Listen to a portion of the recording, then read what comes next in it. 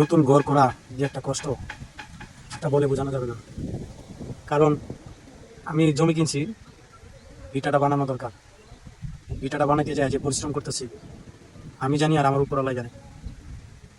এই আমার ভিটাটা আপনাদেরকে এখন দেখাবো। এত কষ্ট করে আমার ভিটাটা আমি সোজা করতেছি। কয়দিন আগে মাটি ফালাই গেছি, বালু মাটি পড়ছে, সেই কারণে চিপচিপা বৃষ্টি পড়ে বালু মাটিগুলা অনেক মাটি কাটে গেছে।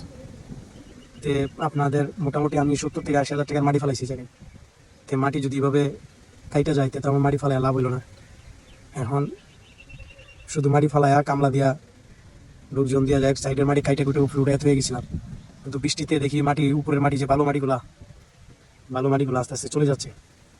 তখন চলে যেতেছে, বাড়ির থেকে টাকা ফোন দিছে, মাটি তো ভেঙে যেতেছে, কিন্তু এত কষ্ট লাগতেছে বলে বুঝাইতে পারবো না।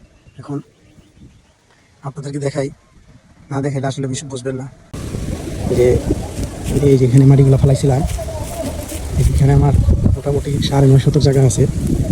এই যে আজকে আইসা বাঁকা তারা হয়েছে, বস্তাগুলো দিছি জাস্ট যেহেতু মাটিগুলো কাইটা না যায়। ওরা ঠিকভাবে দিতে পারে নাই, তারপরে যতটুকু দিছে অন্তত যেহেতু মাটিটা আটকায়। এই যে জায়গাটা আমি চটমট দিছি, মোটামুটি অনেক টাকারই মাটি ফেলাইছি। এখন এই সাইডটা বাকি আছে, এই সাইডটা দিতে পারি নাই, এই সাইডটা দিব। এই সাইডটা দিতে পারিনি, সাইডে ওই জায়গাটা আবার আমার, এটা পরে করবো। এই সাইড দিতে মানে এতটুকু দিতে পারছি, যতটুকু পারছি এতটুকু দিছি।